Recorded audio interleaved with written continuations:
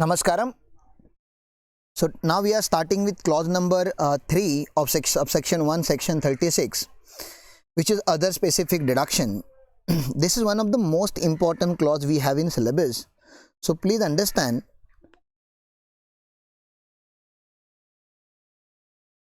that I might not ask you to remember all the clauses of section 36 subsection 1, but this section 36 subsection 1 clause number 3 is most important. Therefore please try to remember along with clause number. And interest is the one of the most common expenses that every organization will have. Okay, and therefore let's try to understand this particular clause from our handwritten notes first, and then we will come back to our study material. Now, in our handwritten material, the first point is interest will be allowed as a deduction only if the loan was taken for the business purpose. If loan was taken for daughter's marriage of a proprietor, would you give deduction under PGBP chapter? Answer is no. Okay, if proprietor or a partner have taken loan to purchase a house property for their personal use, will you allow deduction under this section? Answer is no. They will get deduction, but they will get deduction under IFHP head, not PGBP head. Okay, section 24 will give them deduction because they are buying property by taking a loan for a personal purpose, but section 36 subsection 1 clause 3 give deduction only when loan was taken for the business purpose. Now what kind of business purpose should be there? So it can be for working capital, it can be for extension of your existing business, it can be for commencement of your business. Now because of corona crisis, many organizations are borrowing bridge capital. Bridge capital means to repay the existing loan they are taking another loan. Okay, and to recover from the current crisis they are going to take some loan. And yesterday also Nirmala Sitharaman have announced certain packages for MSME sector in India, micro, small and medium enterprise. So by keeping all these things in mind, so yes, organization do borrow loan for business purpose, and that deduction will be given here. Now, when we talk about loan on interest, interest is one of the big costs that every organization is facing. That deduction will be allowed only on payment basis, irrespective of method of accounting followed by assessee. Now, please understand, in accounts, when you provide for interest, you provide on accrual basis. So, even if March month interest is unpaid, you will still debit it to P&L account by interest payable, and you will show it as a current liability. But in income tax, to secure the interest of the bank, okay, where public at a large and government is interested, Government of India has said, okay, we will give you deduction only when you are paying the interest, because we are having assessees like Vijay Mallya in India. Now when I say Vijay Mallya, don't take him as a person. He have a organization called Kingfisher Airlines. So Kingfisher Airlines has borrowed loan of around 10,000 crore, and you know the situation. For last couple of years we are unable to recover our principal amount as well as interest amount, because this is one of the funny philosophy of Vijay Mallya, that people used to say, paying interest is not my principal. Paying interest is not my principal, and paying principal is not in my interest, and therefore person like Vijay Mallya is not paying interest. At the same time they are not repaying any part of the principal. And not only Vijay Mallya or Kingfisher Airlines, there are so many other organization. This Kingfisher Airlines is not even in top 10 defaulters of India. So you can understand there are far bigger defaulter than Vijay Mallya we have in India. Therefore government say, obviously we are not going to give you deduction of interest on an accrual basis. We will give you deduction only when you actually pay the interest. If loan was taken from PFI, SFC, SIIC, SB and CB, so what is the full form of this? So PFI means Public Financial Institution, State Financial Corporation, State Industrial Investment Corporation, Schedule Bank, Cooperative Bank, and now one amendment has happened here, NBFCs are also covered, non-banking financial corporations. So here interest is allowed but subject to section 43B. Now when we say subject to section 43B, please understand we are talking about payment basis. We are talking about payment basis. Okay, and if loan is taken from any other bank or financial institution which is not covered here, then interest will be allowed as a deduction on accrual basis. That can be you have taken loan from HSBC Bank or Citibank, which are the foreign banks. Okay, then loan will be allowed on accrual basis, deduction will be allowed on accrual basis. So these are the things that you should keep in mind. Let's have a look at the legal provision from our module once.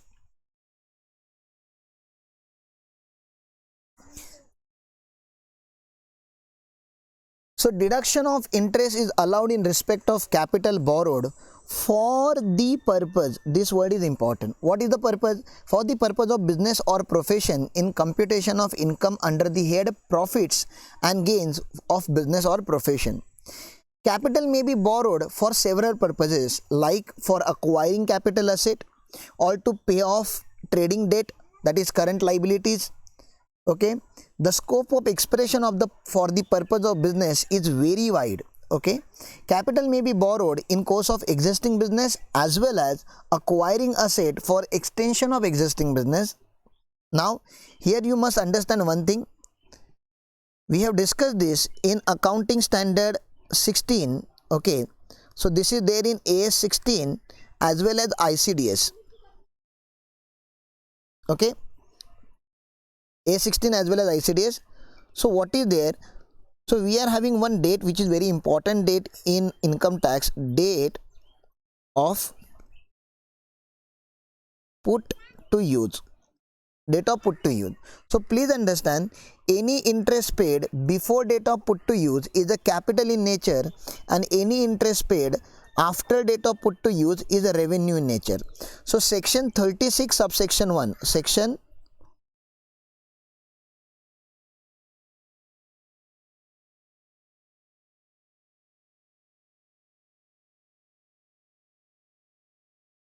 Section 36 subsection 1 clause 3 is operative on this area. This area means date of after date of put to use, because any expenditure that you do on any capital asset before date of put to use, it's like a raw material purchase for construction of factory is a capital expenditure. Wages paid to worker who are constructing your factory is a capital expenditure.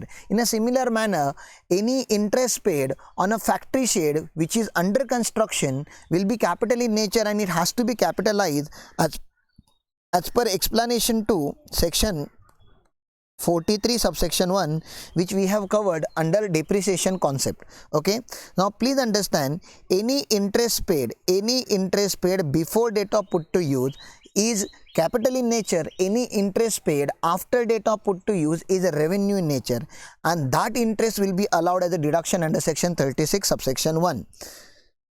As per proviso to section 36 subsection 1 clause 3, a deduction in respect of any amount of interest paid in respect of capital borrowed for acquisition of new asset, whether capitalized in the books or not. So what is the treatment you are giving in books of account is we are not relevant. Okay, what is relevant here is that you are paying interest before date of put to use for any period from beginning of beginning from the date on which capital is borrowed, that is the date of loan.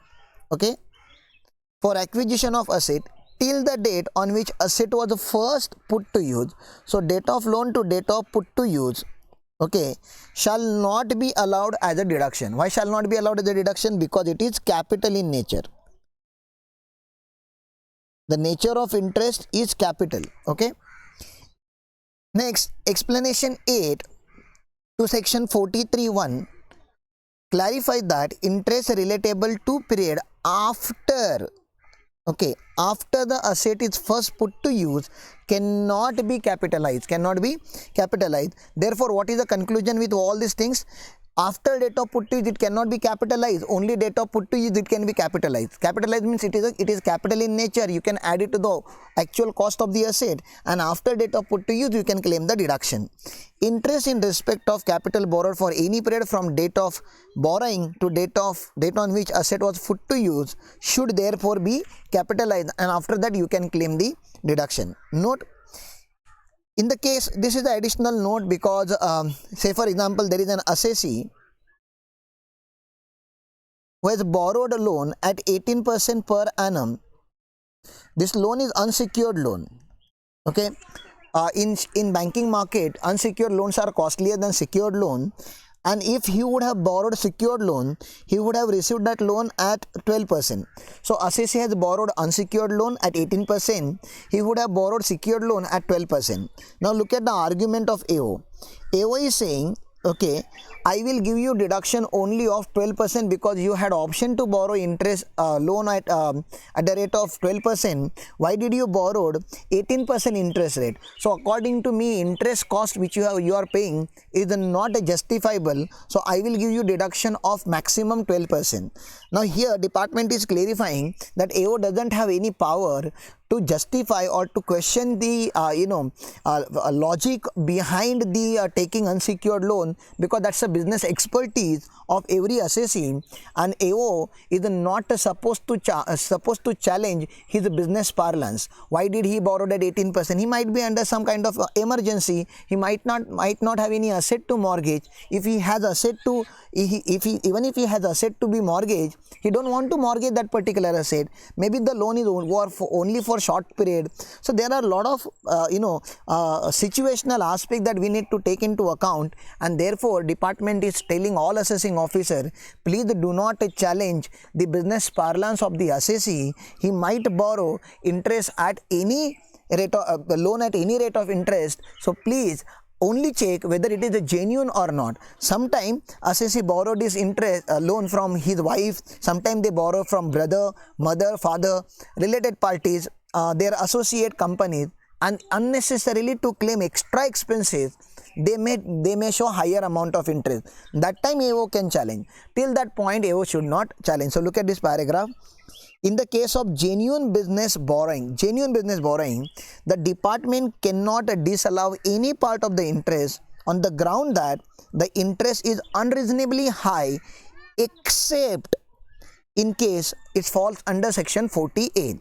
Section 40A subsection 2, you will understand later on, where we borrow or where we do transaction with related parties. So in those circumstances, assessee is a department is supposed to check genuineness of the transaction. If it is genuine, then they should not disallow any part of the interest cost. This is a clarification given to assessee. Okay. Now the next point is here, this discount on zero coupon bond. Now what is a zero coupon bond? Please understand, this is covered under section 36 subsection 1 clause 3a. So on a debenture we pay interest to investors. On equity share we pay dividend as a return, right? So on bonds we pay coupons. Okay, so there are various types of coupons, like 12% coupon bond, 12% per annum coupon bond, then we are having 8% coupon bond, and then we are having zero coupon bond. Zero coupon bond means bond which pay nothing as a coupon, nothing as a interest, nothing as a annual return to investor. So are you interested in investing zero coupon bond? You are having in market three options: 12% bond, 8% bond, and zero coupon bond. You tell me in which bond you will invest. Obviously we will say, sir, we will invest in 12% bond, but please understand, bond which is paying 12% may be available at very high price, and bond which is paying interest at the rate of 10% may be available at lower price, and bond which is paying zero coupon, definitely it will be available at discounted price. So what is the discounted price? Discounted price means if face value of the bond is 1000 rupees, the issue price of the bond will be around 600 rupees. So what is your benefit? Come on, tell me in future. If you purchase bond at 600 rupees, it will be redeemed at 1000 rupees, and you will get a sure shot gain of 400 rupees. And therefore in market, in investment market, investors are eager to invest in zero coupon bond because the risk aspect in zero coupon bond is very low as compared to other bond or equity investment, because they earn return for sure. Obviously they do not earn return on year basis, they earn return in the year of maturity, in the year of redemption. And therefore we say this 400 rupees cost is not only 1 year cost, because see, year 1 company have issued bond, okay, they did not repay anything. Year 2 they did not repay anything. Year 3 they did not repay anything. Year 4 they did not repay anything. Year 5 they will repay 1000 rupees. Okay, here they have taken 600 rupees. So here we are applying concept of matching. You tell me this 400 rupees cost that we are paying in the 5th year, 400 rupees is the cost. See, 1000 rupees is not my cost. I have taken, as a company, we have accepted 600 rupees and we are repaying 1000 rupees. So our cost is only 400 rupees. This 400 rupees is the cost of 5th year or over the period of 5th year. These are the two options you have. Choose one. Okay. This 400 rupees is the cost is of 5th year or over the period of 5 year, because we are using the asset over the period of 5 year. So this is the interest cost which we are going to pay, because we are using fund in year 1, year 2, year 3, year 4 and year 5 as well. So we are generating revenue by using this particular capital over the period of 5 years. So according to matching concept of accounts, the interest has to be apportioned in this 5 year, and that's what is written here. Please understand, discount on zero coupon bond. Discount on zero coupon bond is the cost to the organization, is a finance cost. Section 36 subsection 1 clause 3a provides deduction for zero coupon bond is on pro rata basis. Very important word, friend. It should be on pro rata basis, having regard to period of life of the bond to be calculated in a manner prescribed, and this period of life should be in months. So if I have issued bond in year 1, for example, okay, as on 1/1/2020, 1st January 2020, and the life of the bond is 60 months, because it is for 5 years. So you can understand 1000 rupees minus 600 rupees. 1000 rupees minus 600 rupees is a 400 rupees cost per bond. And say for example, I have issued 10,000 bond like this, so I multiplied with 10,000. So my overall cost is 40 lakh. That 40 lakh should be divided by 60. So 40 lakh divided by 60. Per month cost is 66,666 rupees. Multiply by 3 months in the current year. So that will come to approximately 2 lakh rupees. How did I do it? Please understand. 1st January to 31st March in this year is equal to 3 months.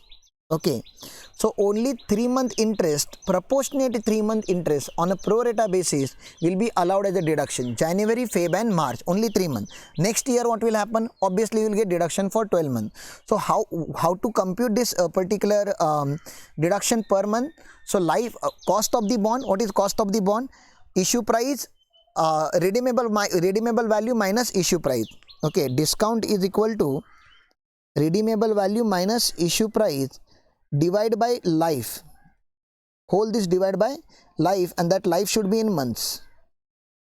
Okay, this is discount per month, and then you see how many months we have used that particular bond in the current year. Look at the definition of discount. Difference of the amount received by the organization or receivable by the infrastructure company, infrastructure capital fund, public sector company and schedule bank on issue of bond. So this is amount received. You can understand amount received means issue price, and the amount payable by such company or fund or bank on maturity or redemption of the bond. So redeemable value minus issue price, you can understand, is equal to discount. That should be divided by the life of the bond. The period of commencing from the date of issue of the bond and ending on the date of maturity of the bond. So date of issue to date of redemption is the period, and this period should be in months. That's a calculation specification I'm telling you. And then you see how many months. If you have used in this year for 5 months, then you can multiply with 5 months. If you have used the bond for 8 months, then multiply with 8 months. If the outstanding period in current year was only 1 month, then it is only 1 month. If outstanding period, if say for example you have issued bond in the month of March and the beginning of the March, so you will take only 1 month. So but what if I have issued bond on 20th March, so I have used only for 10 days in a current year. So you can then ignore it, because according to the clarification here on this section, it says if number of days of outstanding is less than 15, then ignore that particular month. So this is one of the additional knowledge you should have for calculating the discount on zero coupon bond. Okay, so we are done with the interest concept here. I wanted to cover one more point here. This note of conversion of outstanding interest into principal amount, but allow me to cover this in section 43, section 43b, because this theory is on illustration 17 and illustration 17 is written under section 43b, that we will cover when we reach to section 43b. Yeah friend, so if you are having any confusion about section 36 subsection 1 clause 3, please put your comments. We will try to put more light in this particular section. This is very important section of section 36 subsection 1 clause 3. Thank you.